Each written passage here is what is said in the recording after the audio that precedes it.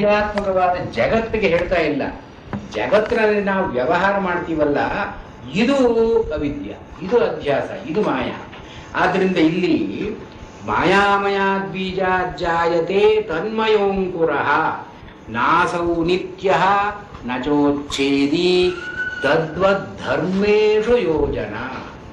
ಈ ಮಾಯಾ ಅಂತ ನಾವು ಪದವನ್ನು ಎಲ್ಲಿ ಪ್ರಯೋಗ ಮಾಡಬೇಕು ನಾವು? ಧರ್ಮ ಹೊರಗೆ ಯಾವ್ಯಾವ ವಸ್ತುಗಳು ಕಂಡುಕೊಳ್ತಾ ಇವೆಯೋ ಆ ಕಂಡುಕೊಳ್ಳೋದು ಮಾಯೆ. ತದ್ವದ್ ಯೋಜನಾ, ನಾವು ಇದು ಅನ್ವಯ ಮಾಡಬೇಕಾದ ಯೋಜನಾ ಅಂದ್ರೆ ಅಪ್ಲಿಕೇಶನ್. ಅಪ್ಲಿಕೇಶನ್ ಆಫ್ ದೀಸ್ ಎಲ್ಲಿ ಬರುತ್ತೆ? ಹೊರಗಿನ ವಸ್ತುಗಳು ಕಾಣ್ತಾ ಇವೆ, ನಮಗೆ ತೋರ್ಕೊಳ್ತಾ ಇವೆ. ಹೊರಗಿನ ವಸ್ತುಗಳು ಹೊರಗಿಂದ ಬರ್ತಾ ಇದೆ ಅಂತ ಅಂದುಕೊಂಡ್ರೆ ಅದು ಮಾಯಾ. ಆತ್ಮನಿಂದಲೇ ಹೊರಗೆ ಬರ್ತಾ ಇದೆ ಅಂತ ಅಂದುಕೊಂಡ್ರೆ ಸತ್ಯ ಅದು. ಆದ್ರಿಂದ ನಾಸೌ ನಿತ್ಯ, ಹೊರಗೆ ಯಾವ್ಯಾವುದು ಕಾಣಿಸಿಕೊಳ್ಳುತ್ತೋ ಅದು ನಾವಿಲ್ಲದೆ ಇದ್ರೆ, ನಾವು ನೋಡದೇ ಇದ್ರೆ ಅದಿರತಕ್ಕಂಥದ್ದಲ್ಲ. ನಾ ಅಸೌ ನಿತ್ಯ. ಈ ಮಾಯಾ ಅಂತ ಇದೆಯಲ್ಲ ತೋರಿಕೊಳ್ಳೋದು, ಈ ತೋರಿಕೊಳ್ಳೋದು ನಾವು ತೋರಿಕೊಂಡ್ರೆ ಉಂಟು, ನಾವು ಕಂಡುಕೊಂಡ್ರೆ ಉಂಟು. ನಾವು ಕಂಡುಕೊಂಡ್ರೆ ತೋರಿಕೊಳ್ಳುತ್ತೆ, ನಾವು ಕಾಣದೇ ಇದ್ರೆ ತೋರಿಕೊಳ್ಳಲ್ಲ. ಮುಂದೆ ಅದನ್ನೇ ವಿಸ್ತಾರವಾಗಿ ಹೇಳ್ತಾರೆ ಇಲ್ಲಿ. ಸ್ವಪ್ನದ ಪ್ರಚರನ್ ಸ್ವಪ್ನೇ ದಿಕ್ಷು ವೈದಶದು, ಹೀಗೆ ಚಿತ್ತ ಚೇತ್ಯ ಅಂತ ಹೇಳಿ ಉಭೇಹಿ ಅನ್ಯೋನ್ಯ ದೃಶ್ಯೇ ತೇ ಕಿಂ ತದಸ್ತಿ ಇದು ಚೋಚ್ಯತೆ. ಇಲ್ಲಿ ಮುಂದೆ ಒಂದು 10-15 ಶ್ಲೋಕಗಳ ಕಾರಿಕೆಗಳೆಲ್ಲ ಇದಕ್ಕೆ ಸೀಮಿತವಾಗಿರೋದು. ಹೊರಗಡೆ ಜಗತ್ತು ಇದು ಮಾಯೆಗೆ ಸಂಬಂಧಪಟ್ಟಿದ್ದಲ್ಲ. ನಮ್ಮ ಜಗತ್ತಿನ ವ್ಯವಹಾರ ಇದೆಯಲ್ಲ, ಇದು ಮಾಯೆಗೆ ಸಂಬಂಧಪಟ್ಟಿದ್ದು. ಚಿತ್ತ ಚೇತ್ಯ, ಚಿತ್ತ ಅಂದ್ರೆ ಜೀವ, ಇದರಿಂದ ಯಾವುದು ಉತ್ಪನ್ನವಾಗಿದೆಯೋ ಚೇತ್ಯ, ಅಹಂಕಾರ ಮಮಕಾರಗಳು. ಇದು ಹೀಗೆ. ಇದನ್ನು ನಾವು ನಿತ್ಯವಾದದ್ದು ಅಂತ ಹೇಳೋ ಹಾಗಿಲ್ಲ. ಯಾಕೆ? ನಾವು ಯಾವಾಗ ನೋಡ್ತೀವೋ ಅದರಲ್ಲಿ ವ್ಯವಹಾರ ಆ ಹೊತ್ತಿಕೊಂಡು ಅದು ಹುಟ್ಟುಕೊಳ್ಳುತ್ತೆ. ಅವನು ಮಾಯಾವಿ ಎಲ್ಲಿಯವರೆಗೆ ಒಂದು ಮಾಯಾ ಬೀಜವನ್ನು ಇಡ್ತಾನೋ ಅಲ್ಲಿಯವರೆಗೆ ಆ ಮರ ಕಂಡುಕೊಳ್ಳುತ್ತೆ. ಅವನು ಬೀಜ ತಗೊಂಡ್ರೆ ಮರವೂ ಹೋಯಿತು. ಹಾಗೆ ಜಗತ್ತಿನ ವಸ್ತುಗಳಲ್ಲಿ ನಮ್ಮ ಅಭಿನಿವೇಶ ಎಲ್ಲಿಯವರೆಗೆ ಇರುತ್ತೋ ಅಲ್ಲಿಯವರೆಗೆ ಅದು ನಿತ್ಯ. ಅದಕ್ಕೆ ಮುಂಚೆ ನಿತ್ಯ ಅಲ್ಲ, ಅದಾದ್ಮೇಲೆ ನಿತ್ಯ ಅಲ್ಲ. ಅದನ್ನು ನಾಸೌ ನಿತ್ಯ ನಚ ಉಚ್ಛೇದಿ. ನಾವು ನೋಡ್ತಿರೋವಾಗಲೇ ಹೊರಟೋಯ್ತು ಅಂತ ಹೇಳೋ ಹಾಗಿಲ್ಲ. ನಮ್ಮ ವ್ಯವಹಾರ ಇರೋವರೆಗೂ ಜಗತ್ತು ದಿಟವಾದದ್ದೇ. ನಾವು ಉಚ್ಛೇದಿ. ಆದ್ರಿಂದ ಈ ಮಾಯಾಮಯವಾದದ್ದನ್ನ ದಿಟ ಅಂತಲೂ ಹೇಳೋ ಹಾಗಿಲ್ಲ, ಅಥವಾ ಸುಳ್ಳು ಅಂತಲೂ ಹೇಳೋ ಹಾಗಿಲ್ಲ. ದಿಟ ಅಂದ್ರೆ ಏನು? ಅನೃತ ಅಂತ ಒಂದು ಸೇರ್ಕೊಂಡಿದೆ ಅದರಲ್ಲಿ. ಸುಳ್ಳು ಅಲ್ಲ ಅಂತ ಯಾಕೆ ಹೇಳ್ತೀವಿ? ಸತ್ಯ ಅಂತ ಇದೆ ಅಲ್ಲಿ. ಆದ್ರಿಂದ ಇದು ನಿತ್ಯವೂ ಅಲ್ಲ, ಉಚ್ಛೇದಿಯೂ ಅಲ್ಲ, ಶಾಶ್ವತವೂ ಅಲ್ಲ, ಅಶಾಶ್ವತವೂ ಅಲ್ಲ. ಇದೇ ಅರ್ಥವನ್ನು ಆಚಾರ್ಯರು ಸತ್ಯಾನೃತೆ ಮಿಥುನೀಕೃತ್ಯ ಅಂತ ನಾವು ಮಾತಲ್ಲಿ ಹೇಳಿಬಿಟ್ರು. ಮುಂದಕ್ಕೆ ಇದು ಹೇಗೆ ನಡೆಯುತ್ತೆ ಅಂತ ದಿ ಆಪರೇಷನ್ ಆಫ್ ದಿಸ್ ಮಾಯಾ ಮುಂದಿನ ಕಾರ್ಯಕ್ರಮ.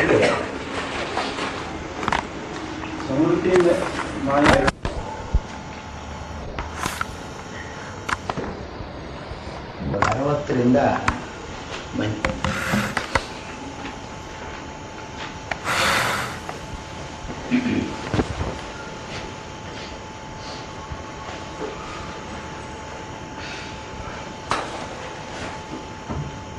ಈ ಮುಂದೆ ಅದ್ವೈತದಲ್ಲಿ ಒಂದು ಅನಿರ್ವಚನೀಯ ಖ್ಯಾತಿ ಅಂತ ಒಂದು ಬಂತು.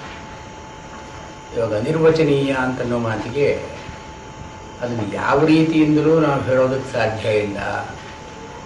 ಇವಾಗ ಮಾಯೆ ಅಂತಿದೆ, ಅದನ್ನು ಇದೆ ಅಂತ ಹೇಳೋ ಹಾಗಿಲ್ಲ, ಇಲ್ಲ ಅಂತ ಹೇಳೋ ಹಾಗಿಲ್ಲ, ಇದ್ದು ಇಲ್ಲ ಅಂತ ಹೇಳೋ ಹಾಗಿಲ್ಲ ಅಂತ ಹೀಗೆ ಯಾವುದನ್ನೋ ಹೀಗೆ ಅಂತ ಹೇಳದೇ ಇರೋದಕ್ಕಾಗದೇ ಇರೋದು ಅನಿರ್ವಚನೀಯ ಅಂತ ಅಂದರು. ಇವಾಗ ಅನಿರ್ವಚನೀಯ ಅಂತನ್ನೋ ಮಾತಿಗೆ ಬಾಯಿ ಮಾತಿನಿಂದ ಇದು ಹೀಗೆ ಅಂತ ನಿರ್ವಚನ ಮಾಡೋದು ಸಾಧ್ಯ ಇಲ್ಲ. ನಿರ್ವಚನ ಬೇರೆ, ವಚನ ಬೇರೆ. ವಚನ ಅಂದರೆ ಮಾತನಾಡೋದು, ನಿರ್ವಚನ ಅಂದರೆ ಅಭಿಧಾನ. ಅಭಿಧಾ ಅನ್ನೋ ಮಾತಿಗೆ ಒಂದು ವಸ್ತುವನ್ನು ಕುರಿತು ಅದಕ್ಕೊಂದು ಶಬ್ದವನ್ನು ಉಪಯೋಗಿಸಿ ಅದರ ಅರ್ಥ ಹೀಗೆ ಅಂತ ಹೇಳೋದು ನಿರ್ವಚನ. ಹೀಗೆ ಹೇಳೋದು ಸಾಧ್ಯ ಇಲ್ಲ ಅಂತನ್ನೋದು ಅನಿರ್ವಚನೀಯ.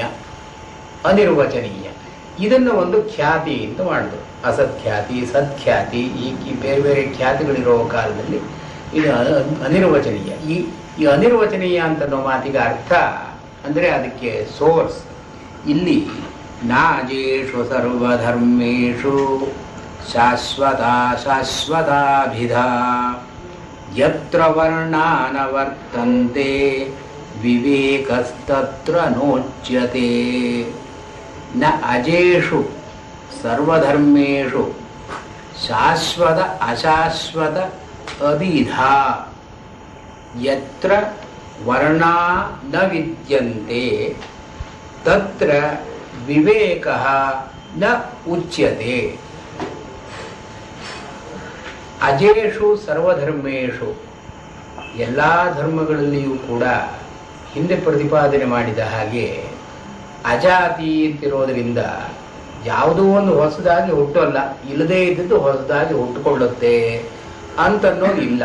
ಅಜೇಷು ಸರ್ವಧರ್ಮೇಷು, ಎಲ್ಲ ಧರ್ಮಗಳಲ್ಲಿಯೂ ನಾವು ಇದನ್ನು ಪ್ರತಿಪಾದನೆ ಮಾಡುವಾಗ ಶಾಶ್ವತ ಅಶಾಶ್ವತ ಅವಿಧ ಆದ ನಿರ್ವಚನ. ಇದು ಶಾಶ್ವತ ಅಂತಲಾಗಲಿ ಅಶಾಶ್ವತ ಅಂತಲಾಗಲಿ ಹೇಳೋದು ಹೇಗೆ? ಬುದ್ಧಿಯಿಂದ ವಿವೇಚನೆ ಮಾಡೋದು ಸಾಧ್ಯ ಇಲ್ಲ. ನಾವು ಶಾಶ್ವತ ಅಶಾಶ್ವತ ಅಭಿಧ ಯತ್ರ ನ ಅಂತ ನೋಡಿದ್ರೆ ನಾಜೇಷು ಅಂತ ನಾ ಇಂದ ಆರಂಭವಾಗಿದೆಯಲ್ಲ, ನ ಅಭಿಧ ಅಂತ ಸೇರಿಸ್ಕೊಳ್ಬೇಕಲ್ಲಿ. ಶಾಶ್ವತ ಅಶಾಶ್ವತ ಅಭಿಧ ನ ಪ್ರವರ್ತದೆ, ಇಲ್ಲಿ ಅದು ಬರೋದು ಸಾಧ್ಯ ಇಲ್ಲ. ಯತ್ರ ವರ್ಣ ನ ವರ್ತಂತೆ, ಯತ್ರ ಯಸ್ಮಿನ್ ಯಾವ ಪ್ರಕರಣದಲ್ಲಿ ವರ್ಣಾಹ ಅಂದರೆ ವರ್ಣ್ಯತೆ ಅನೇನ ಇತಿ ಶಬ್ದ ಅಂದರೆ ಶಬ್ದ ಮಾತನಾಡತಕ್ಕಂಥ ಮಾತು ನ ವರ್ತಂತೆ ಎಲ್ಲಿ ಇಲ್ಲವೋ, ಮಾತನಾಡೋದು ಎಲ್ಲಿ ಇಲ್ಲವೋ. ಯಾಕೆಂದರೆ ಉಪನಿಷತ್ತುಗಳಲ್ಲಿ ಆತ್ಮನನ್ನು ಕುರಿತು ಯಥೋ ವಾಚೋ ನಿವರ್ತಂತೆ ಅಂತ ಹೇಳಿದ್ದಾರೆ. ಮಾತಿನಿಂದ ಹೇಳೋದು ಸಾಧ್ಯ ಇಲ್ಲ. ತತ್ರ ವಾಕ್ ನ ಗಚ್ಚತಿ, ಅಲ್ಲಿ ಮಾತು ಅಂತನ್ನೋದು ಹೋಗೋಲ್ಲ.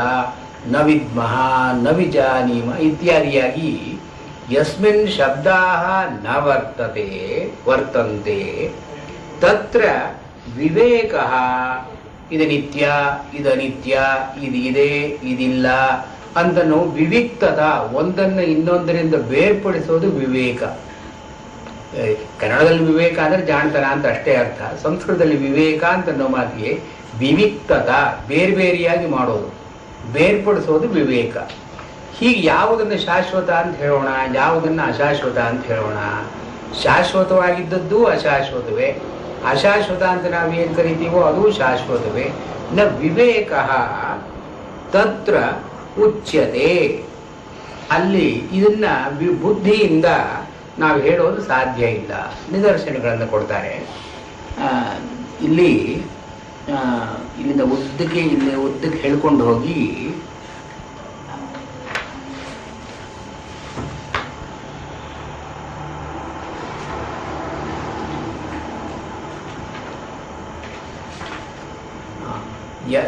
ಎಪ್ಪತ್ತೈದನೇ ಕಾರಿಕೆಯಲ್ಲಿ ಅಭೂತಾಭಿನಿವೇಶೋಸ್ತಿ ದ್ವಯಂ ತತ್ರ ನ ವಿದ್ಯತೆ. ಅಭೂತಾಭಿನಿವೇಶ ಅಂತ ನಾವು ಪದವನ್ನು ಪ್ರಯೋಗ ಮಾಡ್ತಾರೆ. ಇಲ್ಲದೇ ಇರೋದನ್ನ ಇದೆ ಅಂತ ನಂಬಿಕೊಂಡು ಅದರ ಬಗ್ಗೆ ವ್ಯವಹಾರ ಮಾಡೋದು ಅಭೂತಾಭಿನಿವೇಶ. ಇದೆಲ್ಲವೂ ಕೂಡ ಅಲ್ಲಿಗೆ ಹೋಗಿ ಮುಟ್ಟುತ್ತೆ. ಇಲ್ಲಿಂದ ಶುರುವಾಗಿ ನಾಜೇಷು ಸರ್ವಧರ್ಮೇಶು ಅಂತ 75ನೇ ಕಾರಿಕೆಯವರೆಗೂ ಒಂದು ಥ್ರೆಡ್ ಆಫ್ ಥಾಟ್ ಕಂಟಿನ್ಯೂ ಆಗುತ್ತೆ. ಯಥಾ ಸ್ವಪ್ನೆ ದ್ವಯಾಭಾಸಂ ಚಿತ್ತಂ ಚರತಿ ಮಾಯಯಾ ತಥಾ ಜಾಗ್ರದ್ವಯಾಭಾಸಂ ಚಿತ್ತಂ ಚಲತಿ ಮಾಯಯಾ. ಸ್ವಪ್ನದಲ್ಲಿ ಯಥಾ ಹೇಗೆ, ದ್ವಯಾಭಾಸಂ ಎರಡು ಇದ್ದ ಹಾಗೆ ಕಾಣಿಸಿಕೊಳ್ಳುತ್ತೆ.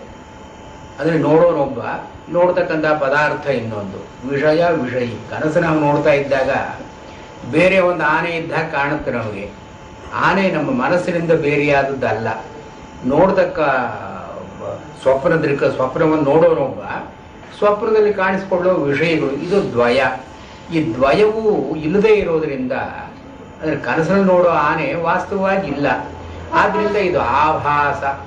ಆಭಾಸ ಅಂದರೆ ತೋರಿಕೆ, ದಿ ಅಪಿಯರೆನ್ಸ್. ಯಥಾ ಸ್ವಪ್ನೇ ದ್ವಯಾಭಾಸಂ, ಸ್ವಪ್ನದಲ್ಲಿ ಗ್ರಾಹ್ಯ ಗ್ರಾಹಕ ಇಬ್ಬರಿದ್ದಾಗ ಕಾಣ್ತಾರೆ, ಇಬ್ಬರಿದ್ದಾಗ ತೋರ್ಕೊಡ್ತಾರೆ. ನೋಡೋನೊಬ್ಬ, ನೋಡ್ತಕ್ಕ ಪದಾರ್ಥ ಇನ್ನೊಂದು. ಆದರೆ ಚಿತ್ತಂ ಚಲತಿ ಮಾಯಯ, ಇಲ್ಲಿ ಎರಡು ಪದಾರ್ಥಗಳಿಲ್ಲ, ಒಂದೇ ಒಂದು ಚಿತ್ತ. ನೋಡೋನ ಮನಸ್ಸು ನೋಡತಕ್ಕ ವಿಷಯವಾಗಿ ಮಾರ್ಪಟ್ಟು ತಿರುಗಿ ಇವನಲ್ಲಿ ಹಿಂದಕ್ಕೆ ಬರುತ್ತೆ. ಇದು ಮಾಯ. ಚಿತ್ತಂ ಚಲತಿ, ಇವನ ಮನಸ್ಸೇ ಕೆಲಸ ಮಾಡೋದು. ಆದರೆ ಮನಸ್ಸು ಕೆಲಸ ಮಾಡುವಾಗ ವಸ್ತುವನ್ನು ಹಿಡಿದು ಕೆಲಸ ಮಾಡ್ತಾ ಇಲ್ಲ. ವಸ್ತು ಇಲ್ಲದೆ ಇದ್ದಾಗಲೂ ವಸ್ತು ಇದ್ದ ಹಾಗೆ ಮಾಡುತ್ತೆ. ಇದು ಮಾಯ. ಮಾಯಾ ಅಂತ ನಾವು ಮಾತಿಗೆ ಏನರ್ಥ ಹೇಳ್ತಾರೆ, ಹೇಗೆ ಮಾಯಾವಿ ಅಲ್ಲಿ ಒಂದು ಮಾವಿನ ಮರ ಇಲ್ಲದೇ ಇದ್ರೂ ಕೂಡ ಒಂದು ಮಾವಿನ ಮರವನ್ನು ಎಲ್ಲರಿಗೂ ತೋರಿಸ್ತಾನೆ. ಇಲ್ಲದೇ ಇರೋದನ್ನು ತೋರಿಸೋದು ಮಾಯ. ಹೀಗೆ ಚಿತ್ತಂ ಚರತಿ ಮಾಯಯ, ಅಲ್ಲಿ ಆನೆ ಇಲ್ಲದೇ ಇದ್ರೂ ಕೂಡ ಕನಸಿನಲ್ಲಿ ಇವನ ಆನೆಯನ್ನು ನೋಡ್ತಾನೆ. ಕನಸಿನಲ್ಲಿ ಇವನಿಗೆ ಆನೆ ಕಾಣುತ್ತೆ. ಹೊರಗಡೆ ಅದಕ್ಕೆ ವಸ್ತುವಿನ ಒಂದು ಕರೆಸ್ಪಾಂಡೆನ್ಸ್ ಇಲ್ಲ, ಕರೆಸ್ಪಾಂಡಿಂಗ್ ರಿಯಾಲಿಟಿ ಇಲ್ಲ. ಹೀಗೆ ಯಥಾ ಸ್ವಪ್ನೇ ದ್ವಯಾಭಾಸಂ ಚಿತ್ತಂ ಚಲತಿ ಮಾಯಯ ತಥಾ ಜಾಗ್ರದ್ವಯಾಭಾಸಂ. ಇದೇ ನ್ಯಾಯವನ್ನ ಜಾಗೃತ ಅವಸ್ಥೆಗೆ ನಾವು ಯಾಕೆ ಹೇಳಬಾರದು? ಅಲ್ಲಿ ವಸ್ತು ಇಲ್ಲದೇ ಇದ್ರೂ ಕೂಡ ವಸ್ತು ಇದ್ದ ಹಾಗೆ ನಮಗೆ ಕಾಣುತ್ತೆ. ಮತ್ತು ಕನಸಿನಲ್ಲಿ ಅಲ್ಲಿ ವಸ್ತು ಇಲ್ಲ ಅಂತ ಅನ್ನೋ ಪರಿಜ್ಞಾನ ನಮಗಿಲ್ಲ. ವಸ್ತು ಇದ್ದ ಹಾಗೆ ನಮಗೆ ತೋರಿಕೊಂಡು ವಸ್ತುವನ್ನು ನಾವು ನೋಡ್ತಾ ಇದ್ದೀವಿ. ಆ ಸ್ವಪ್ನದಲ್ಲಿ ಒಂದು ಗಳಿಗೆ ಕೂಡ ನಮಗೆ ಸಂಶಯ ಬರೋಲ್ಲ, ಈ ವಸ್ತು ಇದೆಯೋ ಇಲ್ಲವೋ, ಇಲ್ಲದೆ ಇರೋದನ್ನು ನಾವು ನೋಡ್ತಾ ಇದ್ದೀನೋ ಅಂತನೋ ಸಂಶಯ ನಮಗೆ ಸ್ವಪ್ನದಲ್ಲಿ ಬರೋಲ್ಲ. ಈ ಜಾಗೃತಿನಲ್ಲಿಯೂ ನಮಗೆ ಬರ್ತಾ ಇಲ್ಲ. ಇಲ್ಲೊಂದೇನೋ ವಸ್ತು ಇದೆ ಅಂದರೆ ಇದು ಇದೆಯೋ ಇಲ್ಲವೋ ಅಂತನೋ ಸಂಶಯ ನನಗೆ ಬರೋಲ್ಲ. ಕನಸಲ್ಲಿ ನೋಡಿದ ವಸ್ತುಗಳಿಗೆ ಹೇಗೆ ನಮಗೆ ಸಂಶಯ ಬರದೆ ಒಂದು ವಾಸ್ತವಿಕತಾ ಪ್ರತೀತಿ ಇದೆಯೋ, ಈ ಜಾಗೃತ ಅವಸ್ಥೆಯಲ್ಲೂ ಹಾಗೆ ಯಾಕೆ ಇರಬಾರದು? ಜಾಗೃತ ಅವಸ್ಥೆಯಿಂದಲೂ ಎಚ್ಚೆತ್ತರೆ ನಾನು ನೋಡಿದ ಕನಸು ಅಂತ ಗೊತ್ತಾಗುತ್ತೆ. ಹೀಗೆ ಸ್ವಪ್ನದಿಂದ ನಾವು ಎಚ್ಚೆತ್ತು ಒಂದು ಜಾಗೃತ ಅವಸ್ಥೆಗೆ ಬರೋ ಹಾಗೆ ಜಾಗೃತ ಅವಸ್ಥೆಯಿಂದ ಎಚ್ಚೆತ್ತು ಇನ್ನೊಂದು ಸ್ಥಿತಿಗೆ ಹೋಗೋದು ನಮಗಿಲ್ಲ. ಆದ್ದರಿಂದ ಈ ವಸ್ತು ಇದೆ ಅಂತನ್ನೋದು ಹೇಗೆ ನಿಶ್ಚಯ ನಮಗೆ? ಅದು ಮಾಯಾ ಚಿತ್ತದ ದ್ವಯಾಭಾಸವೇ ಇರಬಹುದು. ತಥಾ ಜಾಗ್ರದ್ವಯಾಭಾಸಂ ಚಿತ್ತಂ ಚರತಿ ಮಾಯಯ ಅದ್ವಯಂಚ ದ್ವಯಾಭಾಸಂ ಚಿತ್ತಂ ಸ್ವಪ್ನೆ ನ ಸಂಶಯಃ ಅದ್ವಯಂಚ ದ್ವಯಾಭಾಸಂ ತಥಾ ಜಾಗ್ರನ್ನ ಸಂಶಯಃ. ಸ್ವಪ್ನದಲ್ಲಿ ನೋಡ್ತಕ್ಕವನಿಗೆ ಯಾವ ಒಂದು ದ್ವಯ ಅಂತನ್ನೋದ್ರಲ್ಲಿ ಒಂದು ಸಂಶಯ ಇಲ್ಲ. ನಾನು ನೋಡ್ತಾ ಇರೋನು, ನನಗೆ ಕಂಡುಕೊಂಡಿದ್ದು ಇದು, ಗ್ರಾಹ್ಯ ಗ್ರಾಹಕ ಎರಡು ದ್ವಯಗಳು. ಈ ದ್ವಯದ ಹಿಂದೆ ಇವನೇ ನೋಡ್ತಾ ಇರೋನು.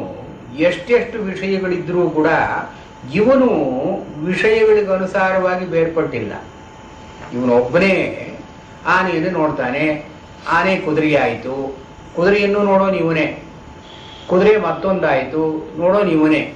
ಅಥವಾ ಅಥವಾ ಸ್ವಪ್ನಾವಸ್ಥೆಯಲ್ಲಿ ಯಾರ್ಯಾರನ್ನೋ ನೋಡ್ತಾನೆ. ಎಷ್ಟೆಷ್ಟೋ ಪ್ರಸಂಗಗಳಾಗುತ್ತೆ, ನೋಡ್ತಿರೋನು ಒಬ್ಬನೇ, ಇವನೊಬ್ಬನೇ. ಅದ್ವಯಂ, ಇವನು ಎರಡಾಗಿ ಹೊಡೆಯೋಲ್ಲ, ನೋಡ್ತಕ್ಕ ವಿಷಯಗಳು ಬೇರೆ ಬೇರೆಯಾಗುತ್ತೆ. ಹೀಗೆ ಅದ್ವಯಂ ಚ ದ್ವಯಾಭಾಸಂ, ಇದೆರಡೂ ಕೂಡ ಚಿತ್ತವೇ. ಇವನು ನಾನು ಕನಸು ಕಾಡ್ತಾ ಇದ್ದೀನಿ ಅಂತ ಅನ್ನೋದು ಮನಸ್ಸೇ, ಮತ್ತು ಬೇರೆ ಬೇರೆಯಾಗಿ ನೋಡ್ತಾ ಇದ್ದೀನಿ ಅಂತ ಅನ್ನೋದು ಮನಸ್ಸೇ. ಹೀಗೆ ಅದ್ವಯಂ ದ್ವಯಾಭಾಸಂ ಎರಡೂ ಕೂಡ ಚಿತ್ತಂ ನ ಸಂಶಯ. ಇದು ಮನಸ್ಸು ಅಂತ ಅನ್ನೋದ್ರಲ್ಲಿ ಏನು ಸಂಶಯ ಇದೆ ನಮಗೆ? ನಾವು ಎಚ್ಚೆತ್ತ ಮೇಲೆ ಕನಸರಲ್ಲಿ ಕಂಡಿದ್ದೆಲ್ಲ ಸುಳ್ಳು. ಸುಳ್ಳು ಅಂದ್ರೆ ನಾವು ನೋಡಿದವಲ್ಲ, ಅಂದ್ರೆ ಮನಸ್ಸೇ ಆ ರೀತಿಯಾಗಿ ತೋರ್ಪಟ್ಟಿಕೊಂಡಿತು ಅಂತ ನಾವು ತಾನೇ ಹೇಳಬೇಕು. ಆದ್ರಿಂದ ಅದ್ವಯಂ ದ್ವಯಾಭಾಸಂ ಎರಡೂ ಕೂಡ ಚಿತ್ತಂ, ಎರಡೂ ಮನಸ್ಸೇ. ಕನಸಲ್ಲಿ ಆಗೋದೆಲ್ಲ ಮನಸ್ಸೇ, ನೋಡೋದು ಮನಸ್ಸೇ, ನೋಡತಕ್ಕ ವಸ್ತುವು ಮನಸ್ಸೇ. ಹೀಗೆ ನ ಸಂಶಯ, ಅದರಲ್ಲಿ ನಮ್ಗೆ ಯಾವ ಸಂಶಯವೂ ಇಲ್ವಲ್ಲ. ಹಾಗೆ ಅದ್ವಯಂಚ ದ್ವಯಾಭಾಸಂ ಜಾಗೃತಿ ಅಂತ ಹೇಳಿದ್ವಿ ನಾವು. ಜಾಗೃತಿನಲ್ಲಿ ಅದು ಯಾವ ಸಂಶಯ ಇರೋ ಕಾರಣ ಇಲ್ಲ ನಮಗೆ. ಸ್ವಪ್ನದೃಕ್ ಪ್ರಚರನ್ ಸ್ವಪ್ನೆ ದಿಕ್ಷು ವೈ ದಶಸು ಸ್ಥಿತಾನ್ ಅಂಡಜಾನ್ ಸ್ವೇದಜಾನ್ ವಾಪಿ ಜೀವಾನ್ ಪಶ್ಯತಿ ಯಾನ್ ಸದಾ. ಸ್ವಪ್ನದೃಕ್, ಯಾರು ಸ್ವಪ್ನವನ್ನು ಕಾಣ್ತಾನೆಯೋ ಅವನು ಸ್ವಪ್ನದೃಕ್. ಸ್ವಪ್ನಂ ಪಶ್ಯತಿ ಇತಿ ಸ್ವಪ್ನದೃಕ್. ಸ್ವಪ್ನವನ್ನು ಕಾಣತಕ್ಕಂಥ ಅವನು ಸ್ವಪ್ನೇ, ತನ್ನ ಕನಸಿನಲ್ಲಿ ಪ್ರಚರನ್ ಓಡಿಯಾಡ್ತಾ, ಪರ್ಯಟನ್ ಅಲ್ಲಿ ಹೋಗ್ತಾನೆ, ಇಲ್ಲಿ ಬರ್ತಾನೆ, ಇಲ್ಲೊಂದು ನೋಡ್ತಾನೆ, ಇನ್ನೊಂದು ನೋಡ್ತಾನೆ. ದಿಕ್ಷು ವೈ ದಶಸು ಸ್ಥಿತಾನ್, 10 ದಿಕ್ಕುಗಳಲ್ಲಿಯೂ ಕೂಡ ಸ್ಥಿತಾನ್ ವರ್ತಮಾನಾನ್ ಇರತಕ್ಕಂಥ ಜೀವಾನ್ ಅಂಡಜಾನ್ ಹಕ್ಕಿಗಳು, ಸ್ವೇದಜಾನ್ ಕ್ರಿಮಿಕೀಟಗಳು, ಅನೇಕ ವಿಧವಾದ ಪ್ರಾಣಿಗಳನ್ನೆಲ್ಲ ನೋಡ್ತಾನೆ ಅವನ ಕನಸಿನಲ್ಲಿ. ಹೇಗೆ ಇವನು ಒಬ್ಬನೇ ದೇಹದಲ್ಲಿ ಇದ್ರೂ ಕೂಡ ಪರ್ಯಟನ್ ಅಲ್ಲಿ ವಿಹಾರ ಮಾಡ್ತಾ ಬೇರೆ ಬೇರೆಯಾಗಿ ವಸ್ತುಗಳನ್ನು ನೋಡ್ತಾನೆ. ಜೀವಾನ್ ಪಶ್ಯತಿ ವಿವಿಧಾನ್ ಅಂತ ಹೇಳ್ಕೊಳ್ಬೇಕು. ಸದಾ ಸ್ವಪ್ನದೃಕ್ ಚಿತ್ತ ದೃಶ್ಯಾಸ್ತೆ ನ ವಿದ್ಯಂತೆ ತತಃ ಪೃಥಕ್. ಇವನ ಕನಸಿನಲ್ಲಿ ಏನೇನು ನೋಡ್ತಾನೋ ಇವೆಲ್ಲವೂ ಕೂಡ ಸ್ವಪ್ನದೃಕ್ ಚಿತ್ತ ದೃಶ್ಯಾ. ದೃಶ್ಯ ಅಂದ್ರೆ ಕಾಣತಕ್ಕವು, ಸ್ವಪ್ನದೃಕ್ ಸ್ವಪ್ನವನ್ನು ನೋಡ್ತಕ್ಕವನು. ಇವನ ಮನಸ್ಸಿಗೆ ಇವು ವಿಷಯಗಳೇ ಹೊರತು ನ ವಿದ್ಯಂತೆ ತತಃ ಪೃಥಕ್, ಮನಸ್ಸಿನಿಂದ ಬೇರೆಯಾಗಿ ಇವು ಇಲ್ಲ. ಇವನ ಕನಸಿನಲ್ಲಿ 10 ದಿಕ್ಕುಗಳಲ್ಲೂ, 10 ದಿಕ್ಕು ಅಂದರೆ 4 ದಿಕ್ಕುಗಳು, 4 ವಿದಿಕ್ಕುಗಳು, 8 ದಿಕ್ಕಾಯಿತು, ಮೇಲೆ ಕೆಳಗೆ 10 ದಿಕ್ಕು. ಹೀಗೆ 10 ದಿಕ್ಕುಗಳಲ್ಲಿಯೂ ಇವನು ಓಡಿಯಾಡಿ ಏನೇನನ್ನೋ ನೋಡ್ತಾನಲ್ಲ ಧರ್ಮಗಳನ್ನ. ಇವೆಲ್ಲವೂ ಕೂಡ ಇವನ ಮನಸ್ಸಿನಿಂದ ಬೇರ್ಪಟ್ಟು ಇಲ್ಲ. ದೃಕ್ ಸ್ವಪ್ನ ದೃಕ್ ಚಿತ್ತ ದೃಶ್ಯಾಹ ತೇ, ಇವನ ಚಿತ್ತಕ್ಕೆ ಇವು ವಿಷಯಗಳೇ ಹೊರತು ತತಃ ಆ ಚಿತ್ತದಿಂದ ಪೃಥಕ್ ನಸಂತಿ, ಬೇರೆಯಾಗಿ ಇಲ್ಲ. ಅದಕ್ಕೆ ಇವನ ಚಿತ್ತದಿಂದ ಬೇರೆಯಾಗಿರೋದನ್ನ ಇವನ ಕನಸಿನಲ್ಲಿ ಕಾಣೋಲ್ಲ. ಅಂದ್ರೆ ಏನು, ಕನಸಿನಲ್ಲಿ ವಾಸನೆಗಳನ್ನೇ ಇವನು ಅನುಭವಿಸ್ತಾನೆ ಮತ್ತೆ ಅಂತಂದ್ರೂ ಕೂಡ ವಾಸನೆಗಳು ಚಿತ್ತದಲ್ಲೇ ಇರೋದು. ಚಿತ್ತದ ಧರ್ಮವೇ ವಾಸನೆಗಳು. ಆದ್ರಿಂದ ಇವನ ಕನಸಿನಲ್ಲಿ ಕಾಣೋದೆಲ್ಲ ಇವನ ಚಿತ್ತವೇ ಹೊರತು ಚಿತ್ತಕ್ಕಿಂತ ಬೇರ್ಪಟ್ಟು ಏನೂ ಇಲ್ಲ. ತಥಾ ತದೃಶ್ಯಮೇ ವೇದಂ ಸ್ವಪ್ನ ದೃಕ್ಚಿತ್ತ ವಿಷ್ಯತೆ. ಹಾಗೇನೆ ತತ್ ದೃಶ್ಯಂ ಏವ ಇದಂ, ನಾವು ಇಲ್ಲಿ ಜಾಗೃತ ಅವಸ್ಥೆಯಲ್ಲಿ ಏನೇನು ನೋಡ್ತಾ ಇದ್ದೀವೋ ಇವೆಲ್ಲವೂ ಕೂಡ ಸ್ವಪ್ನದಲ್ಲಿ ನೋಡೋ ಹಾಗೆ ಅಂತ ಯಾಕೆ ಹೇಳಬಾರದು? ಅಂದ್ರೆ ಅದಕ್ಕೆ ಬಾಧ ಏನಿದೆ, ಅದಕ್ಕೆ ಅಪವಾದ ಏನಿದೆ? ಚರನ್ ಜಾಗರಿತೆ ಜಾಗ್ರತ್ ದಿಕ್ಷು ವೈ ದಶಸು ಸ್ಥಿತಾನ್ ಅಂಡಜಾನ್ ಸ್ವೇದಜಾನ್ ವಾಪಿ ಜೀವಾನ್ ಪಶ್ಯತಿ ಯಾನ್ ಸದಾ. ಅದನ್ನೇ ಹೇಳ್ತಾರೆ. ಜಾಗೃತರಲ್ಲಿಯೂ ಕೂಡ, ಜಾಗೃತ ಅವಸ್ಥೆಯಲ್ಲೂ ಹೀಗೆ ಮಾಡ್ತೀವಲ್ಲ ನಾವು. 10 ದಿಕ್ಕುಗಳಲ್ಲಿ ಏನೇನಿದೆ ಎಲ್ಲ ಪ್ರಾಣಿಗಳನ್ನು ನೋಡ್ತಾ ಇದ್ದೀವಿ ನಾವು.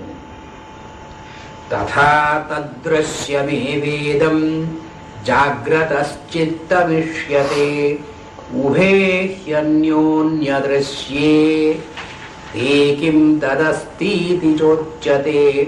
ಇಲ್ಲೊಂದು ಲೈನ್ ಬಿಟ್ಟು ಹೋಯ್ತು.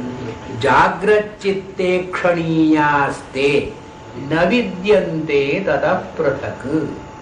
ಸ್ವಪ್ನದಲ್ಲಿ ನಾವು ನೋಡೋದು ಹೇಗೆ ನೋಡೋನ ಚಿತ್ತದಿಂದ ಬೇರೆಯಾಗಿಲ್ಲವೋ, ಜಾಗೃತ ಅವಸ್ಥೆಯಲ್ಲೂ ಕೂಡ ನಾವು ನೋಡೋ ಚಿತ್ತದಿಂದ ಬೇರ್ಪಟ್ಟು ಏನೂ ಇಲ್ಲ. ಜಾಗ್ರತ್ ಚಿತ್ತ ಈಕ್ಷಣೀಯ ತೇ ದೃಶ್ಯ ಅಂತ ಅನ್ನೋ ಮಾತಿದೆ. ಈಕ್ಷಣೀಯ ಅಂತ ಒಂದು ಪರ್ಯಾಯ ಪದವನ್ನು ಉಪಯೋಗಿಸಿದ್ದಾರೆ. ಜಾಗ್ರಚ್ಚಿತ್ತೇಕ್ಷಣೀಯ ತೇ, ನಾವು ನೋಡೋದೆಲ್ಲವೂ ಕೂಡ ನಮ್ಮ ಮನಸ್ಸೇ. ತತಃ ಪೃಥಕ್ ನ ವಿದ್ಯಂತೆ, ನಮ್ಮ ಮನಸ್ಸಿನಿಂದ ಬೇರೆಯಾಗಿ ಏನೂ ಇಲ್ಲ. ತಥಾ ತದೃಶ್ಯಮೇವೇದಂ ಜಾಗ್ರತಃ ಚಿತ್ತಮಿಷ್ಯತೆ ಅಂತನ್ನೋದು ಅಲ್ಲಿ ಸ್ವಪ್ನಾವಸ್ಥೆಯಲ್ಲಿ ಇರೋದಕ್ಕೂ ಜಾಗೃತ ಅವಸ್ಥೆಗೂ ಒಂದು ಸಾಮ್ಯವನ್ನು ಹೇಳ್ಬೋದು. ಇಲ್ಲಿ ಸಾಮ್ಯದಲ್ಲಿ ಇವಾಗ ಸ್ವಪ್ನಾವಸ್ಥೆಯನ್ನು ಮಾಯಾ ಅಂತ ನಾವು ಕರೆಯೋದು ಹೇಗೆ ಅನಿರ್ವಚನೀಯವೋ ಹಾಗೆ ಜಾಗೃತ ಅವಸ್ಥೆಯನ್ನು ಮಾಯಾ ಅಂತ ನಾವು ಕರೀಬಹುದು. ಇವಾಗ ಸ್ವಪ್ನಾವಸ್ಥೆಯನ್ನು ನಾವು ಕನಸು ಕಂಡವು, ಇದನ್ನು ಸುಳ್ಳು ಅಂತ ಹೇಗೆ ಹೇಳೋದು? ಕಂಡದ್ದು ಉಂಟಲ್ಲ, ಅನುಭೂತ ವಿಷಯ.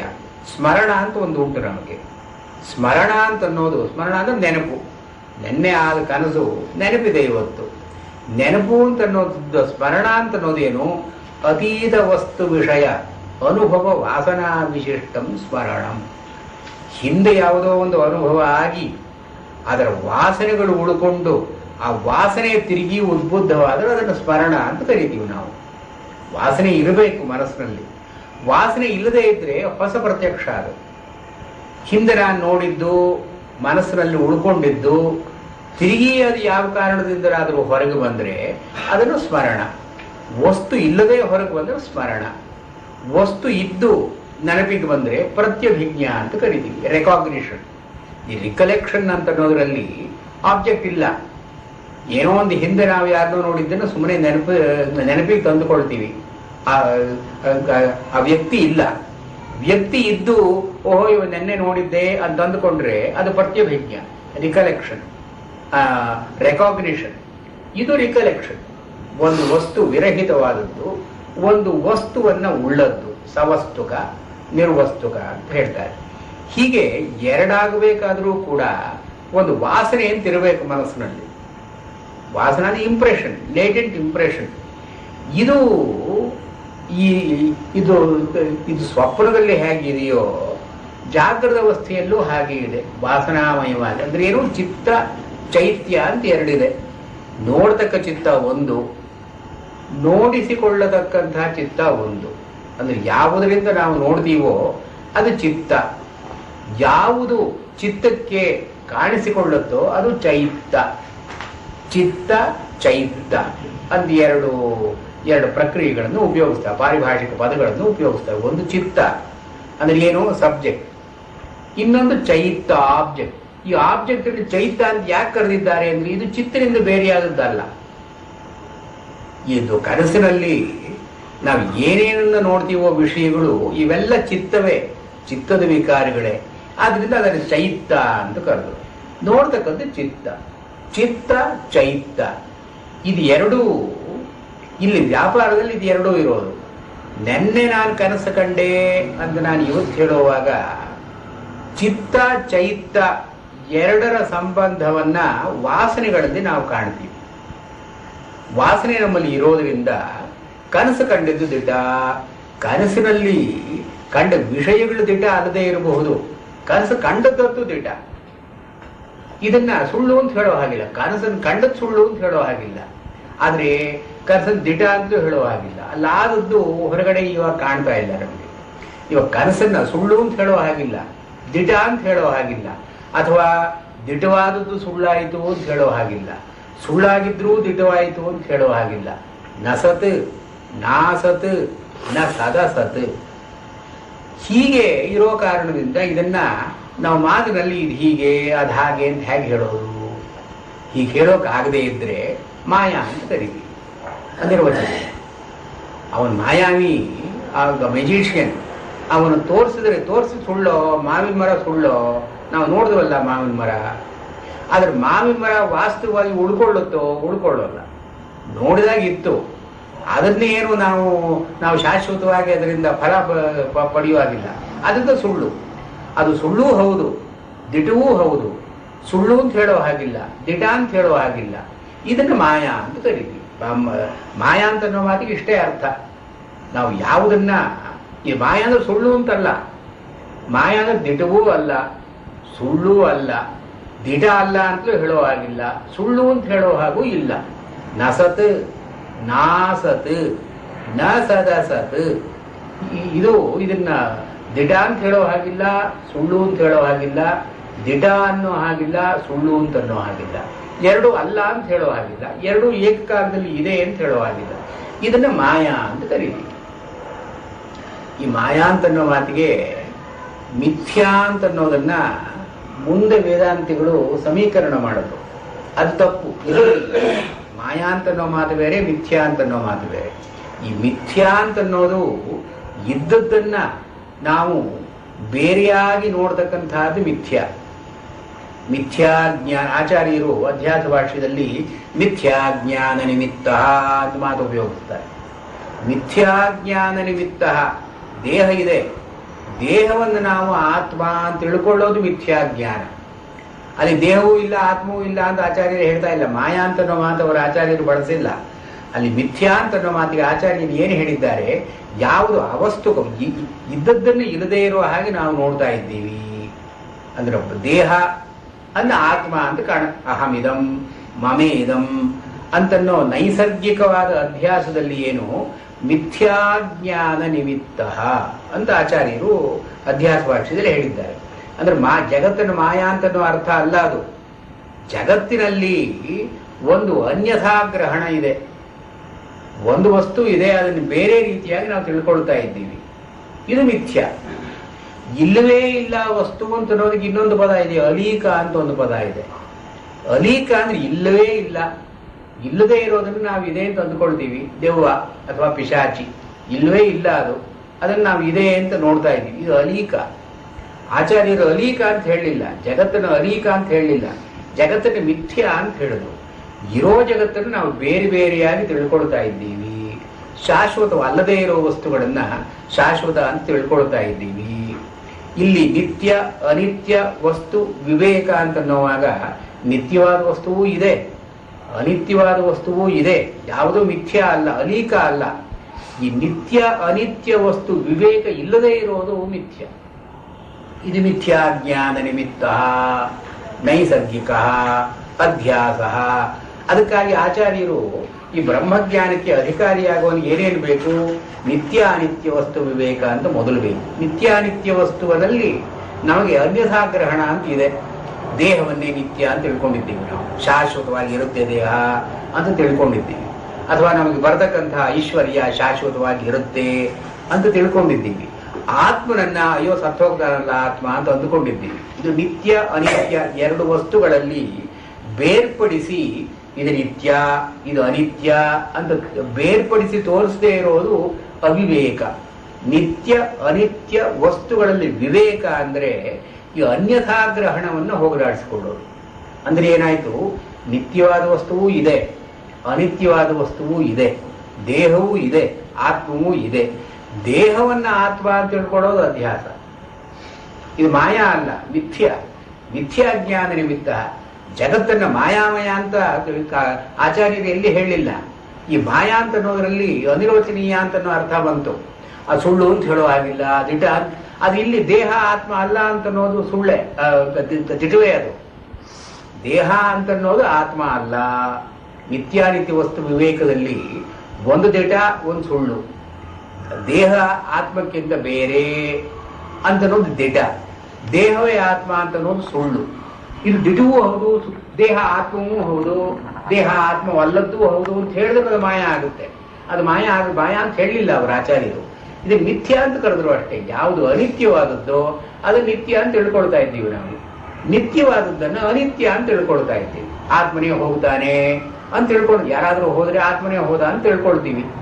ಅಥವಾ ದೇಹ ಇದ್ರೆ ದೇಹ ಶಾಶ್ವತವಾಗಿ ಇರಬೇಕು ಅಂತ ಅಂದ್ಕೊಳ್ತೀವಿ. ಇದು ನಿತ್ಯ ಅನಿತ್ಯ ವಸ್ತು ವಿವೇಕ.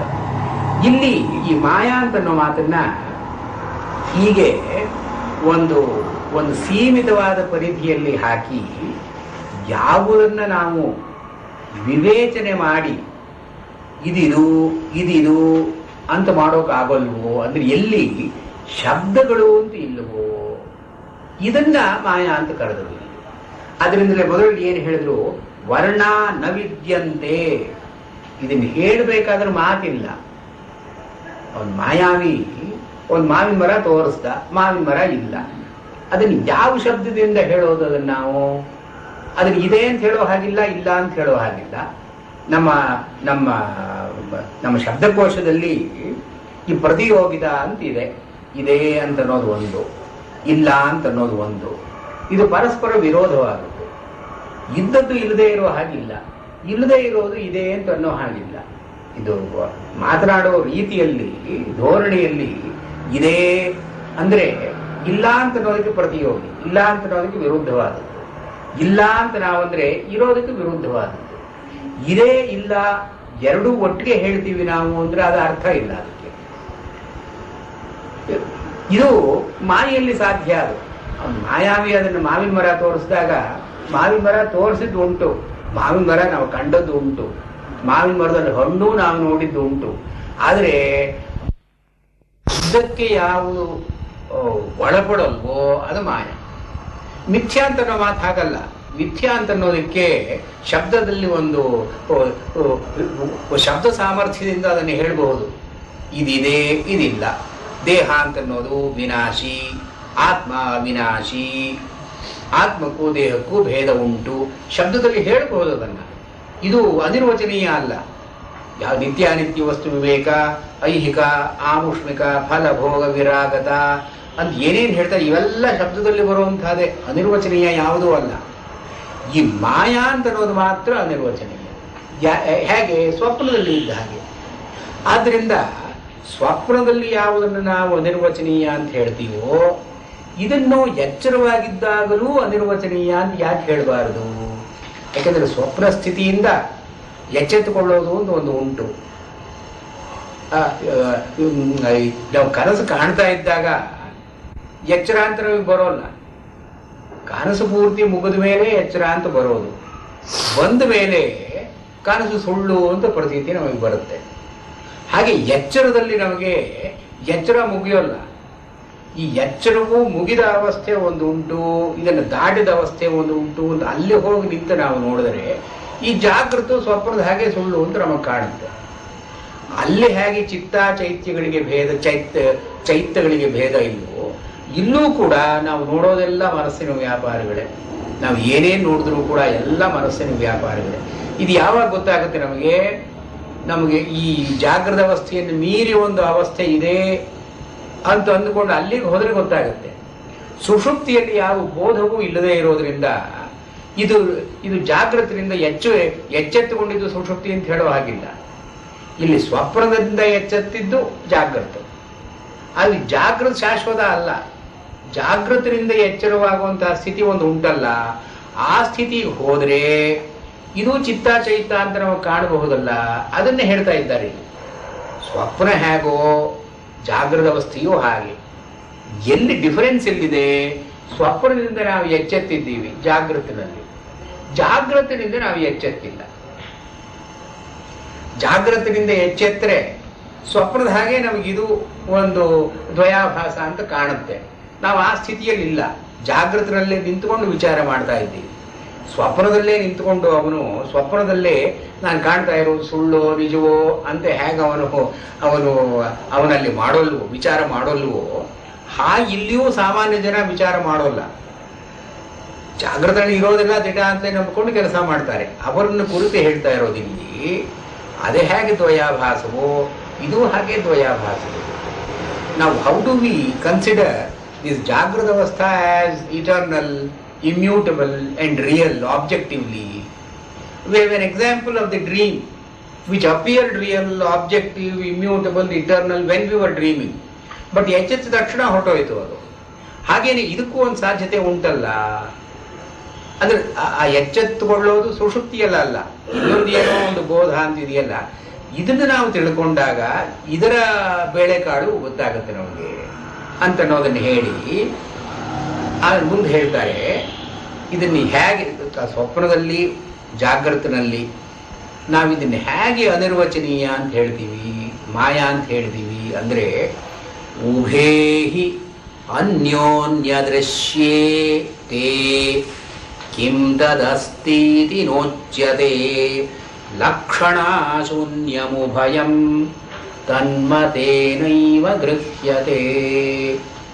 ಊಹೆ ಎರಡೂ ಕೂಡ, ಎರಡು ಅಂದ್ರೆ ಏನು, ಗ್ರಾಹ್ಯ ಗ್ರಾಹಕ. ಇದು ಸ್ವಪ್ನದಲ್ಲಿರೋದು ದ್ವಯಾಭಾಸ, ಜಾಗೃತದಲ್ಲಿರೋದು ದ್ವಯಾಭಾಸ. ನೋಡ್ತಕ್ಕಂಥ ಮನಸ್ಸು ಒಂದು, ವಸ್ತುಗಳಾಗಿ ಕಾಣಿಸಿಕೊಳ್ಳತಕ್ಕಂಥ ಮನಸ್ಸು ಇನ್ನೊಂದು. ಇದನ್ನು ಬಿಟ್ಟು ವಸ್ತುಗಳು ಇವೆಯೇ ಬಿಟ್ಟಿವೆಯೇ ನಮಗೆ ನಮ್ಮ ಧ್ಯಾಸಕ್ಕೆ ಬರುವ ಸಂಭವವೇ ಇಲ್ಲ. ನಮ್ಮ ಮನಸ್ಸಿಗೆ ಯಾವುದು ಗೋಚರವಾಗುತ್ತೋ ಅದು ಇದೆ, ನಮ್ಮ ಅನುಭವಕ್ಕೆ ಬಂದಿದೆ. ನಮ್ಮ ಮನಸ್ಸಿಗೆ ಯಾವುದು ಗೋಚರವಾಗಿಲ್ಲ ಅದು ನಮ್ಮ ಅನುಭವಕ್ಕೆ ಬರೋಲ್ಲ. ಮನಸ್ಸಿಗೆ ಗೋಚರವಾಗುವ ವಸ್ತು ನಮ್ಮ ಮನಸ್ಸಿನ ಒಳಗಿದೆ, ಹೊರಗಿಲ್ಲ. ಮನಸ್ಸಿನ ಒಳಗಿದೆ ಅಂತ ಏನರ್ಥ? ಚಿತ್ತದ ವಿಕಾರ. What we C is the image of the object outside, the image is in our head. ನಾವು ನೋಡ್ತಿರೋದೆಲ್ಲ ಮನಸ್ಸಿನ ಒಳಗೇನೆ. ಮನಸ್ಸಿನ ಒಳಗೆ ಇರತಕ್ಕ ವಸ್ತುಗಳನ್ನು ನಾವು ನೋಡ್ತಾ ಇರೋದು. ಹೊರಗಡೆ ಅದು ಇದ್ದ ಹಾಗೆ ಕಾಣುತ್ತೆ ಅಷ್ಟೇ. ಹೊರಗಡೆ ಅದು ಇದೆಯೋ ಇಲ್ಲವೋ ಅಂತ ಅನ್ನೋದು ನಮ್ಮ ಮನಸ್ಸಿಗೆ ಬರೋಲ್ಲ. ಅದರ ಒಂದು mental image is what is perceptible to us. ತೇ ಉಭಯ, ಈ ಗ್ರಾಹ್ಯ ಗ್ರಾಹಕ ಎರಡು, ಚಿತ್ತ ಚೈತ್ತ ಇದೆಯಲ್ಲ, ಚಿತ್ತ ಚೈತ್ತ ಅಂದರೆ ಚಿತ್ತದ ವಿಕಾರವಾಗಿ ವಿಷಯಗಳು, ದೃಕ್ ಅಥವಾ ನೋಡೋನಾಗಿ ಚಿತ್ತ. ಇದು ಚಿತ್ತ ಚೈತ್ತ ಇದೆರಡು ಉಭೇಹಿ ಅನ್ಯೋನ್ಯ ದೃಶ್ಯೇ. ಇಲ್ಲಿ ಒಂದು ಪಾಸಿಟಿವ್ ಸ್ಟೇಟ್ಮೆಂಟ್ ಮಾಡಬಹುದು. ಚಿತ್ತ ಚೈತ್ತ ಅಂತ ಎರಡು ವಿಷಯಗಳನ್ನ ಹೇಳಿದ್ವಲ್ಲ, ಈ ಕನಸಲ್ಲಿ ನಮಗೆ ಸ್ಪಷ್ಟವಾಗಿ ಗೊತ್ತಾಗುತ್ತೆ. ಅದು ಆನೆ ವಾಸ್ತವವಾಗಿ ಇಲ್ಲದೇ ಇದ್ರೂ ಕೂಡ ಆನೆಯನ್ನು ಮನಸ್ಸು ನೋಡಿತು. ಆ ಆನೆ ಎಲ್ಲಿ, ಆ ಆನೆ ಆಕಾರ ಏನು, ಯಾವ ಆನೆ? ಅದು ಮನಸ್ಸಿನ ಆನೆ. ಇವರು ಮನಸ್ಸು ಆನೆಯಾಗಿ ವಿಕಾರ ಹೊಂದಿ ಆನೆಯಾಗಿ ಕಾಣಿಸ್ಕೊಳ್ತು. ಅದೇ ವಿಕಾರ ಹೊಂದಿ ಕುದುರೆಯಾಗಿ ಕಾಣಿಸ್ಕೊಳ್ತು. ಮನಸ್ಸು ಹೊಂದಿದೆ ಗ್ರಾಹಕವಾಗಿ, ಗ್ರಾಹ್ಯವಾಗಿ ಹೊಂದಿದೆ. ಅಂದ್ರೆ ಮನಸ್ಸನ್ನು ಬಿಟ್ಟು there is no third thing in the dream. ಎರಡೂ ಮನಸ್ಸೇ. ಈ ಕಡೆಯೂ ನೋಡೋದು ಮನಸ್ಸೇ, ನೋಡಿಸ್ಕೊಳ್ಳೋದು ಮನಸ್ಸೇ. ಮೂರನೇದಿಲ್ಲ. ಇಷ್ಟು ಸ್ಪಷ್ಟವಾಗಿ ನಮಗೆ ಜಾಗೃತರಲ್ಲಿ ಕಾಣಿಸ್ತಾ ಇದೆ. ಅಲ್ಲಿ ಸ್ಪಷ್ಟವಾಗಿ ಕಾಣೋ ಹಾಗೆ ಇಲ್ಲಿ ಜಾಗೃತರಲ್ಲಿ ಕಾಣ್ತಾ ಇಲ್ಲ. ಆದರೂ ವಿಚಾರ ಮಾಡಿದರೆ ನಮಗೆ ಕಾಣ್ತಾ ಇರೋದೆಲ್ಲ ನಮ್ಮ ಮನಸ್ಸಿನ ಪ್ರತೀತಿಗಳೇ ವಿನಃ ಬೇರೆ ಅಲ್ಲ. ಮನಸ್ಸಿನಲ್ಲಿ ಒಂದು ವಿಷಯದ ವಾಸನೆ ಇದ್ರೆ ಇಲ್ಲದೆ ಇರೋದು ಕೂಡ ಇದ್ದಾಗ ಕಾಣುತ್ತೆ. ಹೆದರಿಕೆ ಇದ್ರೆ ಅವನಿಗೆ ಮರದ ಎಲೆ ಅಳ್ಳಾಡಿದ್ರು ಕೂಡ ದೆವ್ವ ಇದ್ದಾಗ ಕಾಣುತ್ತೆ. ಅವನಿಗೆ ಯಾವುದೋ ಒಂದು ಹಲ್ಲಿ ಮೇಲ್ ಬಿದ್ದರೂ ಕೂಡ ಯಾವುದೋ ಒಂದು ಹಾವೇ ಬಿತ್ತು ಅಂತ ಅಂದುಕೊಳ್ತಾನ. ಮನಸ್ಸಿನಲ್ಲಿ ಇರೋದು ಚಿತ್ತ ಚೈತ್ತ, ಇದು ಜಾಗೃತಿನಲ್ಲಿಯೂ ಇದೆ ಅಂತ ವಿಚಾರ ಮಾಡಿದ್ರೆ ಗೊತ್ತಾಗುತ್ತೆ. ವಿಚಾರ ಮಾಡದೇ ಇದ್ರೆ ಇರೋ ವಸ್ತು ಅಲ್ಲಿದೆ ಹೊರಗಡೆ, ಅದನ್ನ ನಾನು ನೋಡ್ತಾ ಇದ್ದೀನಿ, ವಸ್ತುವನ್ನು ನಾನು ನೋಡ್ತಾ ಇದ್ದೀನಿ ಅಂತ ಅಂದುಕೊಳ್ತಾನೆ. ವಿಚಾರ ಮಾಡಿದಾಗ ವಸ್ತುವಿನ ವಾಸನೆ ನನ್ನ ಮನಸ್ಸಿನಲ್ಲಿ ಇದ್ದದ್ದನ್ನ ಮನಸ್ಸು ಪರಿಗ್ರಹ ಮಾಡ್ತಾ ಇದೆ. ಅದು ಕೂಡ ಮನಸ್ಸಿನ ವಿಕಾರ. ಯಾಕೆ ಅಂದರೆ ಈ ಪ್ರತ್ಯಕ್ಷ ಅಂತ ಅನ್ನೋದನ್ನ ಇವಾಗ ಅನಲೈಸ್ ಮಾಡಿದಾಗ ಚಿತ್ತ ಇಂದ್ರಿಯಗಳ ಮೂಲಕ ಹೊರಗೆ ಹೋಗಿ ವಸ್ತುವಿನ ಆಕಾರವನ್ನು ತಳೆದು ಪುನಃ ಇದು ಪ್ರತಿಬೋಧವಾದರೆ ಆ ಮನಸ್ಸಿನ ಒಂದು ಕಲ್ಪನೆ ಮನಸ್ಸಿಗೆ ದೃಶ್ಯವಾಗುತ್ತೆ. ದೃಗ್ದೃಶ್ಯ. ಯಾವುದು ನೋಡೋದು, ಯಾವುದು ನೋಡಿಸ್ಕೊಳ್ಳೋದು, ಎರಡೂ ಮನಸ್ಸಿನಲ್ಲೇ ಇರೋದು, ಎರಡೂ ನಮ್ಮ ತಲೆ ಒಳಗೆ ಇರೋದು. So the entire world that we C is inside our head. ಹೀಗೆ ಉಭೇ ಇದು ಎರಡೂ ಕೂಡ ಅನ್ಯೋನ್ಯ ದೃಶ್ಯೇ. ಅಂದ್ರೆ ಅನ್ಯೋನ್ಯ. ಚೈತ್ತ ಎಲ್ಲಿದೆ? ಚಿತ್ತಕ್ಕೆ ಇದು ಕಾಣಿಸ್ಕೊಳ್ತಾ ಇದೆ. ಚಿತ್ತಕ್ಕೆ ಏನು ಕಾಣಿಸ್ಕೊಳ್ತಾ ಇದೆ? ಚೈತ್ತ ಕಾಣಿಸ್ಕೊಳ್ತಾ ಇದೆ. ಈ ಚಿತ್ತ ಇಲ್ಲದೆ ಇದ್ರೆ ಚೈತ್ತ ಎಲ್ಲಿ ಬರುತ್ತೆ? ಚೈತ್ತ ಇಲ್ಲದೆ ಇದ್ರೆ ಚಿತ್ತದ ಗತಿ ಏನು? ಇದು ಅನ್ಯೋನ್ಯ ದೃಶ್ಯೇ, ಪರಸ್ಪರ ಸಾಪೇಕ್ಷಿಕೆ. They are relative, mutually dependent. ಒಂದು ಇನ್ನೊಂದಕ್ಕೆ ಆಶ್ರಯವನ್ನು ಹೊಂದಿದೆ. ಪರಸ್ಪರ ಸಾಪೇಕ್ಷಿಕೆ. ಚಿತ್ತ ಇದ್ರೆ ಚೈತ್ತ, ಚೈತ್ತ ಇದ್ರೆ ಚಿತ್ತ. ಚೈತ್ತ ಇಲ್ಲದೆ ಇದ್ರೆ ನಮಗೆ ಸುಷುಪ್ತಿ. ಯಾವುದೋ ಮನಸ್ಸಿನಲ್ಲಿ ಒಂದು ವಾಸನೆಯೂ ಇಲ್ಲ, ನೋಡ್ತಕ್ಕ ವಿಷಯವೂ ಇಲ್ಲ, ಚಿತ್ತದ ವಿಕಾರಗಳು ಇಲ್ಲ ಅಂದ್ರೆ ಸುಷುಪ್ತಿ. ಸುಷುಪ್ತಿಯಲ್ಲಿ ನಾವು ಏನನ್ನೂ ನೋಡ್ತಾ ಇಲ್ಲ. ಜಾಗೃತ ಅವಸ್ಥೆಯಲ್ಲಿ ಹಾಗಲ್ವಲ್ಲ, ಸ್ವಪ್ನಾವಸ್ಥೆಯಲ್ಲಿ ಹಾಗಲ್ವಲ್ಲ. ಇದು ಎರಡರಲ್ಲೂ ಕೂಡ ಚಿತ್ತ ಚೈತ್ಯಗಳ ಸಂಬಂಧ ಏನು? ಒಂದು ಇನ್ನೊಂದನ್ನ ಆಶ್ರಯಿಸಿಕೊಂಡಿದೆ. ತೇ ಇದೆರಡೂ ಕೂಡ ತೇ ಉಭೇ ಚಿತ್ತ ಚೈತ್ಯೆ ಅನ್ಯೋನ್ಯ ದೃಶ್ಯೇ ಕಿಂ ತದಸ್ತೀತಿ ನೋಚ್ಯತೆ. ಆದ್ರೆ ಇರೋದು ಏನು? ಇದು ಎರಡೂ ದೃಶ್ಯ. ಚಿತ್ತ ನಾನು ಅಂತ ಹೇಗೆ ಕಾಣುತ್ತೆ? ನನ್ನ ಮನಸ್ಸಿಗೆ ನಾನು ಅಂತ ಗೊತ್ತಾಗುತ್ತೆ. ನಾನಿದ್ದೀನಿ ಅಂದ್ರೆ ನಾನು ಅಂತ ಮನಸ್ಸಿಗೆ ಒಂದು ಆಬ್ಜೆಕ್ಟ್ ಆಗಿ ನಾನು ಅಂತ ಅಂದ್ಕೊಳ್ಬೇಕು ನಾನು. ಮತ್ತು ಇದನ್ನ ಇದು ಈ ವಸ್ತು ಅಂದ್ರೆ ಏನು? ಮನಸ್ಸಿಗೆ ಈ ವಸ್ತು ಆಬ್ಜೆಕ್ಟ್ ಅಂತ ಇಟ್ಕೊಳ್ಬೇಕು. ಇದು ಉಭೇ ಅನ್ಯೋನ್ಯ ಸಾಪೇಕ್ಷೆ, ಇದು ಪರಸ್ಪರ ಸಾಪೇಕ್ಷೆ. ಅದು ಯಾವುದಾದ್ರೂ ಒಂದು ವಸ್ತು ಇದ್ರೆ ಇದೆರಡು ಒಬ್ಬ ಮಾಯಾವಿ ಅಂತ ಇದ್ರೆ ಒಂದು ಮಾವಿನ ಮರ ಕಾಣಿಸ್ಕೊಳ್ಳುತ್ತೆ, ಆಮೇಲೆ ಹೋಗುತ್ತೆ. ಮಾಯಾವಿ ಅಂತ ನಾನು ಇರಬೇಕಲ್ಲ. ಹಾಗೆ ಕಿಂ ತದಸ್ತಿ, ಈ ಚಿತ್ತ ಚೈತ್ತ ಎರಡಕ್ಕೂ ಮೂಲಭೂತವಾಗಿ ಏನಿದೆ?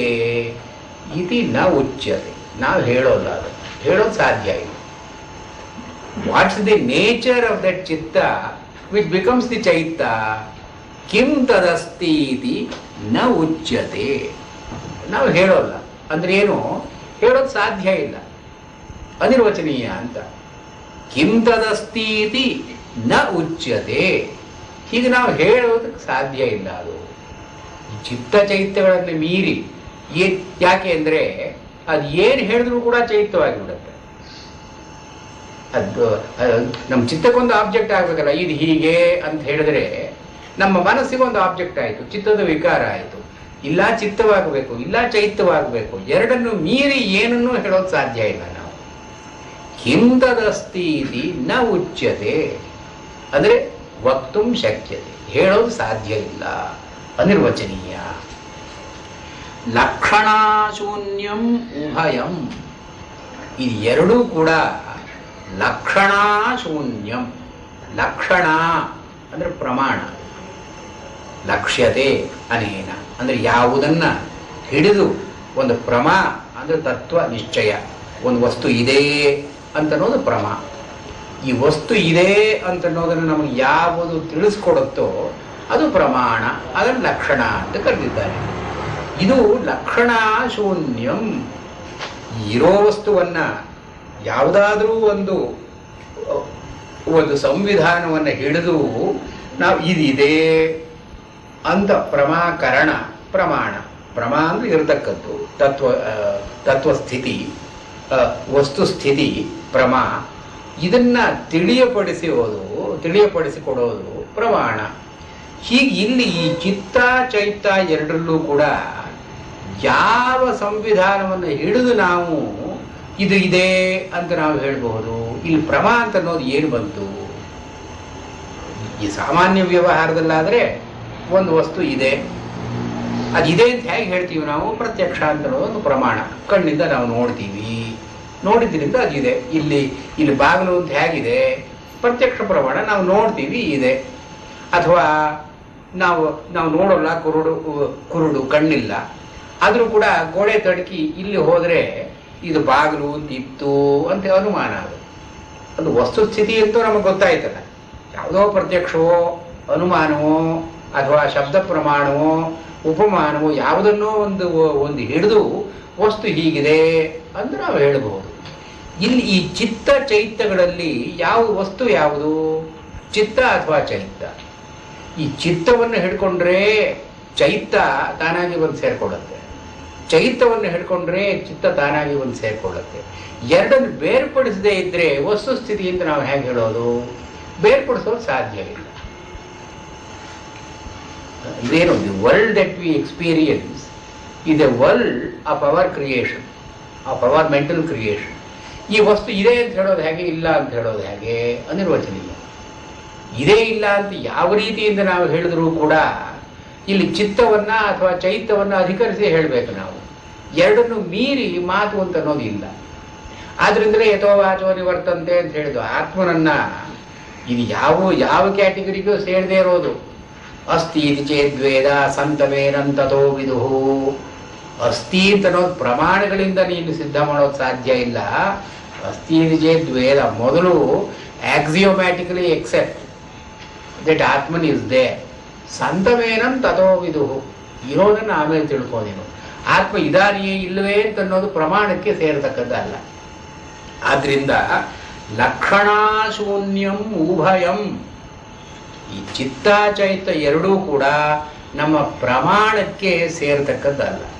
ಆದ್ದರಿಂದಲೇ ಆಚಾರ್ಯರು ಅಧ್ಯಾಸ ಭಾಷ್ಯದಲ್ಲಿ ನಾವು ಏನೇನು ಹೇಳಿ, ವೈದಿಕವಾಗಲಿ ಲೌಕಿಕವಾಗಲಿ ಎಲ್ಲ ವ್ಯವಹಾರವೂ ಕೂಡ ಅವಿದ್ಯೆಯಲ್ಲೇ ಇರತಕ್ಕದ್ದು. ವೈದಿಕೋವ ಲೌಕಿಕ ಯಾವ ವ್ಯವಹಾರವೇ ಆಗಲಿ, ಕಡೆಗೆ ಶಾಸ್ತ್ರಗಳೇ ಆಗಲಿ, ಅವಿದ್ಯೆಯಲ್ಲೇ ಇರೋ ಶಾಸ್ತ್ರಗಳು. ಅಂದ್ರೆ ಏನು? ಪ್ರಮಾಣ ಪ್ರಮೇಯ ವ್ಯವಹಾರ.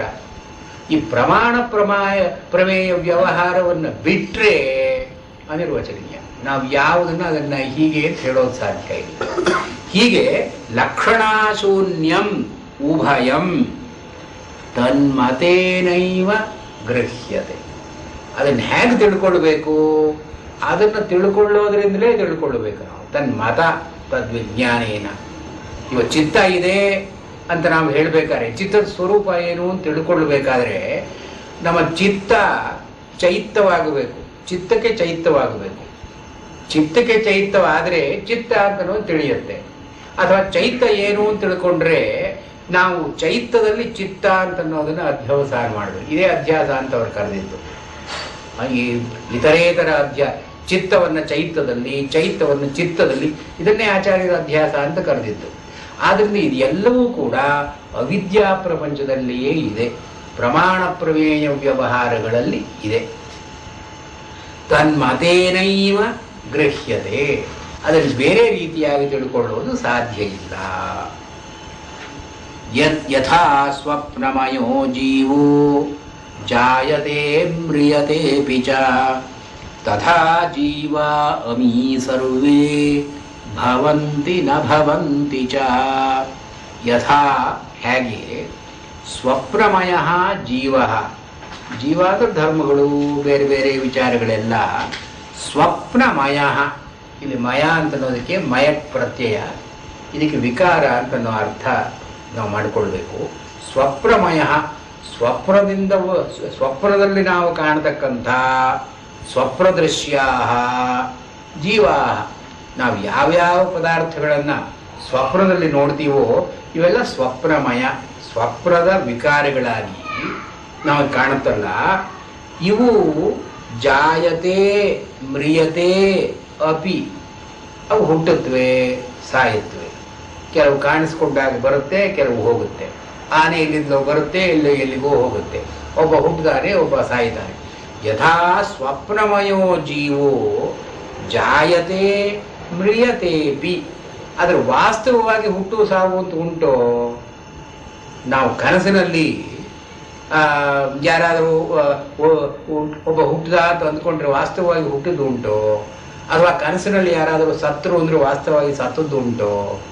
ಹೀಗೆ ಯಥಾ ಸ್ವಪ್ನಮಯೋ ಜೀವೋ ಜಾಯತೆ ಮ್ರಿಯತೆ ಅಪಿ ಚ ತಥಾ ಜೀವಾ ಅಮೀ ಸರ್ವೇ ಭವಂತಿ ನ ಭವಂತಿ ಚ.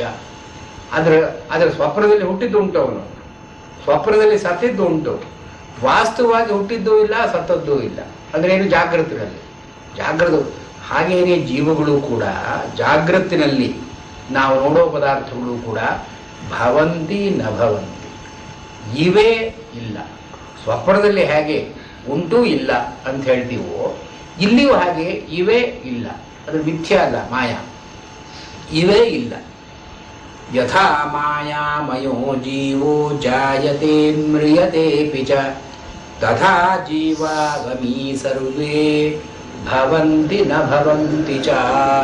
ಅಲ್ಲಿ ಸ್ವಪ್ನ ಅಂತ ಒಂದು ಅವಸ್ಥೆಯನ್ನ ನಿದರ್ಶನವಾಗಿ ಇಟ್ಟುಕೊಂಡು ದೃಷ್ಟಾಂತವಾಗಿ ಹೇಳಿದ್ರು.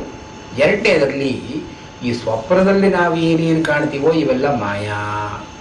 ಅದರಿಂದ ಮಾಯಾಮಯೋ ಜೀವೋ ಜಾಯತೆ ಮ್ರಿಯ. ಅದೇ ಮಿಕ್ಕದೆಲ್ಲ ಅದೇ ಮಾತುಗಳು. ಅಲ್ಲಿ ಸ್ವಪ್ನ ಅಂತ ಅನ್ನೋದ್ರ ಬದಲು ಮಾಯಾ ಅಂತ ಹೇಳಿದ್ದಾರೆ ಅಷ್ಟೇ. ಅಂದ್ರೆ ಸ್ವಪ್ನವೇ ಮಾಯಾ ಅಂತ ಹೇಳೋದು. ಇನ್ನು ಮಾಯಾ ಶಬ್ದಕ್ಕೆ ನಿರ್ವಚನ ಏನು ಮುಂದೆ ಹೇಳ್ತಾರೆ. ಯಥಾ ನಿರ್ಮಿತಕೋ ಜೀವೋ ಜಾಯತೆ ಮ್ರಿಯತೆ ಪಿಚ ತಥಾ ಜೀವಾಗಮೀ ಸರ್ವೇ ಭವಂತಿ ನ ಭವಂತಿ ಚ. ಉಳಿದದ್ದೆಲ್ಲ ಸಮಾನವೇ. ಅಲ್ಲಿ ಸ್ವಪ್ನ, ಎರಡನೇದಲ್ಲಿ ಮಾಯಾ, ಮೂರನೇದು ನಿರ್ಮಿತಕ. ನಿರ್ಮಿತಿಕ ಅಂತಂದರೆ ನಾವು ನಿರ್ಮಾಣ ಮಾಡಿಕೊಂಡಿದ್ದು ಕಲ್ಪಿತ, ವಾಸ್ತವವಾಗಿ ಇದ್ದದ್ದಲ್ಲ, ಇದ್ದ ಹಾಗೆ ನಾವು ಕಲ್ಪನೆ ಮಾಡಿಕೊಂಡಿದ್ದದ್ದು ನಿರ್ಮಿತಕ. ಹೀಗೆ ಸ್ವಪ್ನ ಅಂತ ನಾವೇನು ಕರಿತೀವೋ ಅದನ್ನ ಒಂದು ಪರಿಭಾಷೆಯಲ್ಲಿ ಮಾಯಾ ಅಂತ ಹೇಳ್ತೀವಿ. ಈ ಮಾಯಾ ಅಂತ ಅನ್ನೋದರ ಸ್ವರೂಪ ಏನು? ನಿರ್ಮಿತಕ. ನಾವು ಸೃಷ್ಟಿ ಮಾಡಿಕೊಂಡಿದ್ದು, ಅದು ತನ್ನಷ್ಟಿಗೆ ತಾನೇ ಕಾಣಿಸ್ಕೊಳ್ಳಲ್ಲ, ಅದು ನಾವು ಅದನ್ನು ಸೃಷ್ಟಿ ಮಾಡಿ ಅಲ್ಲಿ ಇಡ್ತೀವಿ. ಅಂದರೆ ಇಲ್ಲಿ ಈ ಯಾವ್ಯಾವ ವ್ಯವಹಾರಗಳಿದೆಯೋ ವ್ಯವಹಾರಗಳಲ್ಲಿ ಚಿತ್ತವೇ ಚೈತ್ತವಾಗಿ ಪರಿಣಮಿಸುತ್ತೆ, ಇದು ನಿರ್ಮಿತಕ. ಹೇಗೆ ಸ್ವಪ್ನವನ್ನು ಕಾಣೋನು ತನ್ನ ಮನಸ್ಸಿನಿಂದಲೇ ತನ್ನ ಸ್ವಪ್ನವನ್ನು ಕಾಣ್ತಾನೋ, ಜಾಗೃತ ಅವಸ್ಥೆಯಲ್ಲೂ ಕೂಡ ನಾವು ನಮ್ಮ ಮನಸ್ಸಿನಿಂದಲೇ ಹೊರಗಡೆ ಪ್ರಪಂಚಗಳನ್ನು ನೋಡ್ತಾ ಇದ್ದೀವಿ. ಹೊರಗಡೆ ನಾವು ನೋಡೋದು ಎಲ್ಲವೂ ಕೂಡ ನಮ್ಮ ಮನಸ್ಸಿನ ವಿಕಾರಗಳೇ. ಆದ್ದರಿಂದ ಇದನ್ನು ಇದೆ ಇಲ್ಲ ಅಂತ ಹೇಳೋದು ಸಾಧ್ಯ ಇಲ್ಲ ಅಂತನ್ನೋ ಮಾತಿನಿಂದ ಮಾಯಾ ಅಂತ ಹೇಳಿದ್ರು. ಆದರೆ ಇದೇ ಇಲ್ಲ ಅಂತ ಹೇಳದೇ ಇದ್ರೂ ಕೂಡ ನಮ್ಮ ಚಿತ್ತದಿಂದ ಇದು ಹೊರಗೆ ಬಂದಿದೆ, ಚೈತ್ಯವಾಗಿದೆ ಅಂತನ್ನೋದಂತೂ ದಿಟವಲ್ಲ. ಎಲ್ಲೆಲ್ಲಿ ಗ್ರಾಹ್ಯಾಗ್ರಾಹಕ ಅಂತ ಇದೆಯೋ ಅಲ್ಲಿ ಗ್ರಾಹ್ಯಾಗ್ರಾಹಕ ಅಂತನ್ನೋ ಮಾತುಗಳಿಗೆ ಬದಲಾಗಿ ಚೈತ ಚಿತ್ತ ಅಂತನ್ನೋ ಮಾತುಗಳನ್ನು ನಾವು ಸಬ್ಸ್ಟಿಟ್ಯೂಟ್ ಮಾಡ್ಬೋದು. ಗ್ರಾಹ್ಯ ಅಂದರೆ ವಿಷಯ, ಗ್ರಾಹಕ ಅಂದರೆ ವಿಷಯಿ. ನೋಡ್ತಕ್ಕವನು ಗ್ರಾಹಕ, ನೋಡಿಸಿಕೊಳ್ಳೋದು ವಿಷಯ ಅಥವಾ ಗ್ರಾಹ್ಯ. ಇದನ್ನು ನಾವು ಇವನು ಚಿತ್ತ, ಇದು ಚೈತ್ತ ಅಂತ ಸಬ್ಸ್ಟಿಟ್ಯೂಟ್ ಮಾಡಬಹುದು. ಏನು ತೊಂದರೆ ಇಲ್ಲ, ಅದು ಎಲ್ಲ ಪರ್ಯಾಯ ಪದಗಳಿದ್ದ ಹಾಗೇನೆ. ಈ ದ್ವಯ ಅಂತ ಒಂದು ಉಂಟಲ್ಲ, ಈ ದ್ವಯ ಒಂದರಿಂದ ಒಂದು ಹೊರಗೆ ಬರಬೇಕು, ಇದರಿಂದ ಅದು ಹೊರಗೆ ಬರಬೇಕು. ನೀಯತೆ, ಮಾಯಾ ಅಂತ ಅನ್ನೋ ಮಾತಿಗೆ ಪ್ರಸರ ಅಂತ ಅನ್ನೋದೊಂದು ಅರ್ಥ ಇದೆ. ಎಮಿನೇಷನ್, ಪ್ರೊಜೆಕ್ಷನ್ ಅಂತ ಒಂದು ಮಾತಿದೆ. ಮರುದ್ಗಣಗಳು ಮಾಯೆಯ ವೃಷ್ಟಿಂ ಅಂದರೆ ಮರುದ್ಗಣಗಳು ಮಾಯೆಯಿಂದ ಮಳೆಯಾಗಿ ಸುರಿಯುತ್ತೆ ಅಂದರೆ ಅದರ ಎಕ್ಸ್ಟೆನ್ಷನ್, ಅದರ ಪ್ರೊಜೆಕ್ಷನ್.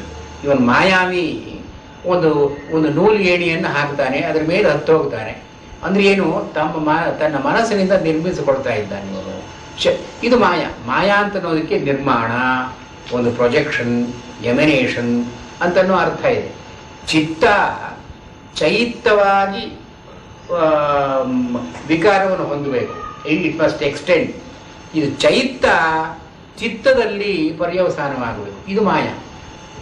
ಮಾಯಾ ಅಂತ ಅನ್ನೋ ಮಾತು ಏನು ಅರ್ಥ ಹೇಳ್ತಾ ಇದ್ದಾರೆ? ಒಂದು ಇನ್ನೊಂದರಲ್ಲಿ ಸೇರಿಕೊಳ್ಳೋದು ಮಾಯಾ. ಆಚಾರ್ಯರ ಅಧ್ಯಾಸ ಅಂತ ಹೇಳಿದ್ದು ಅದೇ ದೃಷ್ಟಿಯಿಂದಲೇ ಪರಸ್ಪರಾಧ್ಯಾಸ ಅಂತ ಹೇಳಿದ್ರು ಆಚಾರ್ಯರು.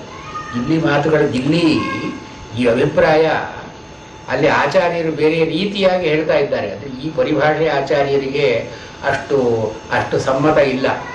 ಅಲ್ಲೂ ಕೂಡ ಅಧ್ಯಾಸ ಅಂತ ಅನ್ನೋದನ್ನ ಪರಸ್ಪರಾಧ್ಯಾಸ ಅಂತ ಕರೆದಿದ್ದಾರೆ, ಅನ್ಯೋನ್ಯಾಧ್ಯಾಸ ಅಂತ ಕರೆದಿದ್ದಾರೆ. ಆತ್ಮನಲ್ಲಿ ಅನಾತ್ಮನ ಅಧ್ಯಾಸ, ಅನಾತ್ಮನಲ್ಲಿ ಆತ್ಮನ ಅಧ್ಯಾಸ ಆಚಾರ್ಯರು ಹೇಳಿದ್ದಾರೆ. ಇಲ್ಲಿ ಹೇಗೆ ಉಭೇ ಅನ್ಯೋನ್ಯ ದೃಶ್ಯೇ ಅಂತ ಹೇಳಿದ್ರು, ಅಲ್ಲಿ ಆಚಾರ್ಯರ ಅಧ್ಯಾಸವು ಅನ್ಯೋನ್ಯ ಅಧ್ಯಾಸ, ಪರಸ್ಪರ ಅಧ್ಯಾಸ. ಇಲ್ಲಿ ಹೇಳ್ತಿರೋದು ಅದೇ, ಚಿತ್ತ ಚೈತ್ತಗಳಿಗೆ ಪರಸ್ಪರವಾಗಿ ಅಧ್ಯಾಸ ಇದೆ. ಇದನ್ನು ಮಾಯಾ ಅಂತ ಕರೆದಿದ್ದಾರೆ. ಮಾಯಾ ಅಂತ ಬೌದ್ಧರ ಪದ. ಈ ಬೌದ್ಧ ಗ್ರಂಥಗಳಲ್ಲಿ ಇದನ್ನು ಮಾಯಾ ಅಂತ ಕರೆದಿದ್ದಾರೆ. ಆಚಾರ್ಯರು ಈ ಮಾಯೆಯನ್ನೇ ಅಧ್ಯಾಸ ಅಂತ ಕರೆದರು.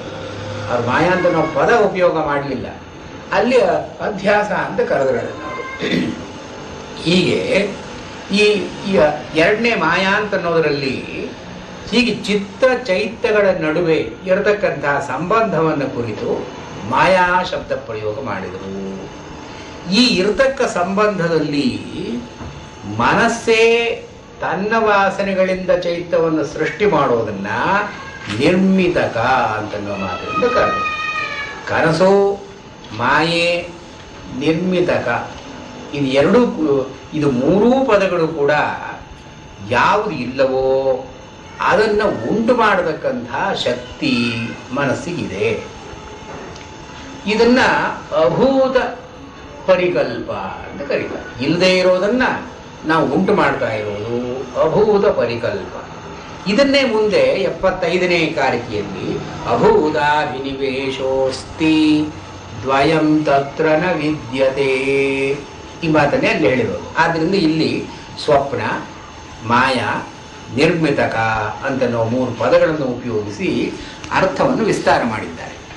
ನ ಕಶ್ಚಿಜ್ಜಾಯತೆ ಜೀವಃ ಸಂಭವೋಸ್ಯ ನ ವಿದ್ಯತೆ ಏತತ್ತದುತ್ತಮಂ ಸತ್ಯಂ ಯತ್ರ ಕಿಂಚಿನ್ನ ಜಾಯತೆ.